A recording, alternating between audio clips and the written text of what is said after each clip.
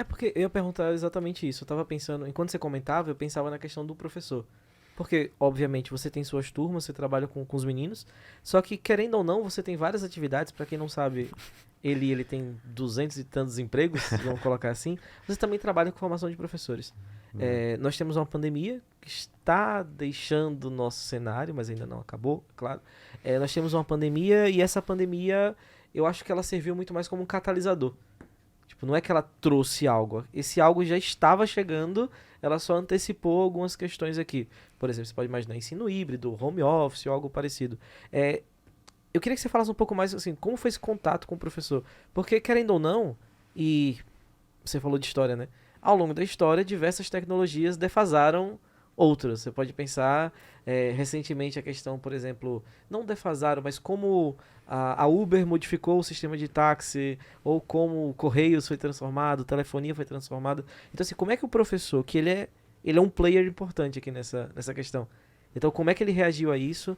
Se você pudesse contar um pouco mais dessa experiência, né? Cara, eu acompanhei assim esse processo bem de perto porque eu passei um ano, acho que o ano 2020 quase todo, praticamente não dei aula.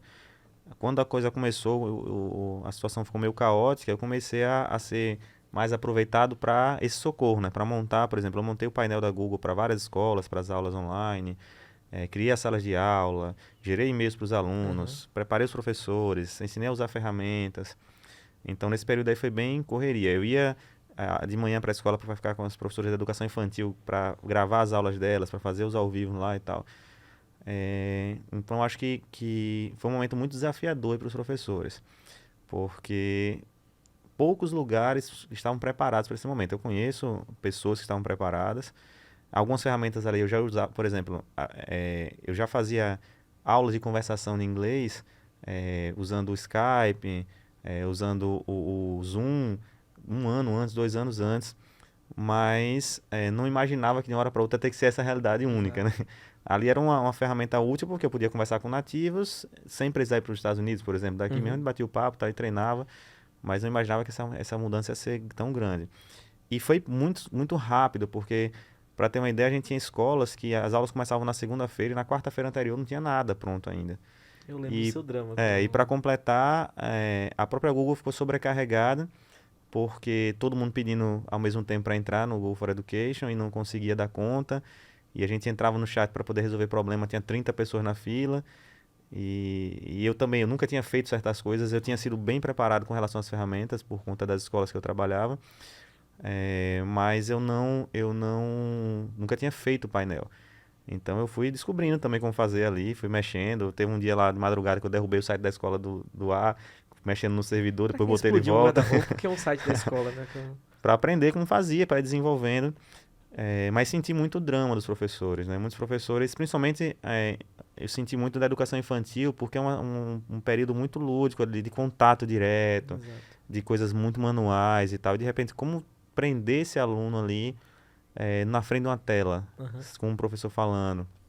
É uma fase muito de afeto, em que a tia ali vira um referencial muito próximo para o aluno e tal. Você tem uma filhinha pequena, você sabe o que é Exato. isso, dessa necessidade, dessa proximidade ali, e como isso afetou as professoras, né? Como é que eu vou fazer agora isso aí? Como é que eu vou trabalhar nisso aí? Elas estavam, os professores de forma geral ficaram muito expostos, porque estavam dentro da casa dos pais ali, as gravações estavam lá, então você pega um trecho sem contexto numa gravação, isso pode se tornar um problema.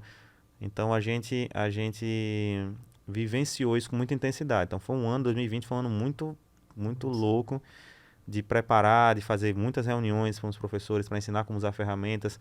Eu optei em alguns momentos, em algumas instituições, por desafogar, digamos assim, os professores. Então eu montei uma equipe para prestar serviço, fazendo algumas funções que seriam dos professores.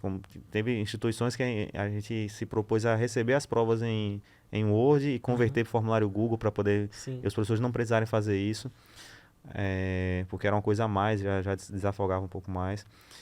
E eu acho assim que a partir de agora não, já tem um tempo isso, o professor não pode mais se contentar e não continuar estudando, não continuar descobrindo, fuçando, mexendo, porque todo dia surge coisa nova. É Não, impressionante. é isso que eu ia perguntar, por exemplo. Imagina.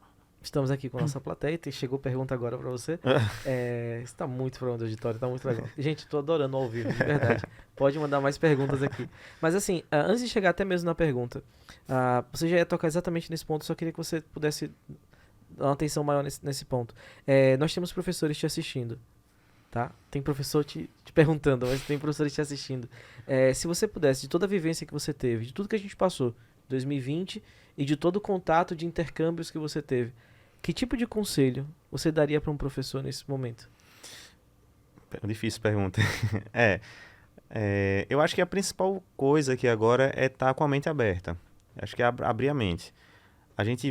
Eu vi muitos professores, inclusive, desistindo da carreira nesse período, e vi professores que, na hora que a gente apresentava a proposta, dizendo assim, isso não vai dar certo não, não vai funcionar não. E não é de agora isso. Há alguns anos atrás, eu fui para uma reunião, eu participo sempre de algumas avaliações de projetos e tal, e uma escola me enviou para avaliar um sistema que estava sendo implementado na cidade. O sistema trazia algumas tecnologias e tal. E eu fui junto com a equipe de TI. Eu não sou da equipe de TI, mas fui junto. E aí tinha um professor que foi de outra escola que estava junto lá, eram várias escolas juntas, e eles apresentaram aquela proposta, e quando terminou o professor levantou a mão e disse assim, posso falar? E, pois não, professor, pode falar. Aí ele disse, isso não vai dar certo não. Aí a escola já tinha comprado o pacote, imagine. Aí o responsável da empresa disse assim, por que o senhor acha que não vai dar certo? Ele, não, porque eu tenho meu material, eu já montei meu material, meu PowerPoint está pronto já, e eu não vou usar seu sistema. Aí, então assim, esse tipo de atitude dificulta muito o processo, porque não tem como voltar atrás. É mais ou menos como você citou aí, como a luta que houve aí dos taxistas com o Uber. Eu entendo que foi um drama muito grande, não tem como você dizer que não. Era uma profissão que... Você imagina que acho que na Primeira Guerra Mundial, a França levou, ou na Segunda Guerra Mundial, levou soldados para a frente de batalha de táxi. Então é uma profissão antiga que está aí... E consolidada, né? Consolidada, e de repente uma coisa que quebra. As pessoas se sustentavam com aquilo ali. Só que o fato é que não tem como voltar atrás, as coisas estão mudando rápido. Então você abre sua mente para poder acompanhar essas mudanças, para conseguir entender o que está acontecendo. Não é fácil. Eu trabalho com tecnologia o tempo todo, mas não é fácil, porque toda hora surge uma coisa nova, toda hora sai. E às vezes é uma coisa que é a mesma, só que com um nome diferente. Você gasta um tempo tentando entender o que é, quando você vai ver a mesma coisa. Tem coisas que valem a pena, tem coisas que não valem a pena. Mas mais do que nunca, ser professor significa estudar. Significa estar se atualizando, buscando entender, tentando saber o que você pode fazer diferente ali para sua aula. E acho que talvez uma coisa que eu aprendi muito que assim, a pandemia me ensinou, mas um pouco antes, é que ser professor não é só saber dar aula de filosofia, de história, de física. Eu tive que aprender um pouco mais sobre design, tive que aprender um pouco mais sobre programação, sobre estrutura, acho que de marketing, tudo isso fez parte. Isso forma muito, acho que do profissional que você é, porque seria muito tranquilo, não sei se seria essa palavra, você continuar com suas aulas de física. Acho que seria trabalhar do jeito tradicional, seria mais confortável, né, digamos assim. E um pouquinho antes de começar aqui a aula, eu recebi uma mensagem de uma coordenadora dizendo, pelo amor de Deus, me arranja um professor de física. É um artigo raro, então inclusive se algum professor de física estiver vendo aí, dê um oi depois. Manda. Desculpa. Então assim, é mais confortável.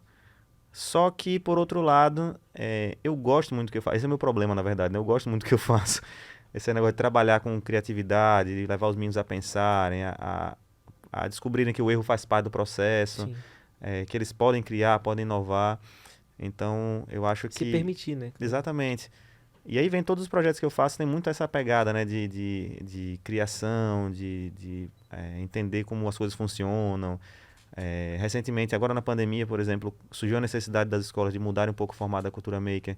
Eu escrevi 4 livros aí, no 6º, 7º, 8º e 9º ano, para que fossem usados pelos alunos. Já está sendo usado em várias escolas. Então, assim, é uma coisa que eu gosto de fazer.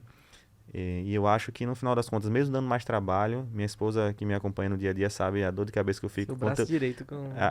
Ali é os 2 braços. O quanto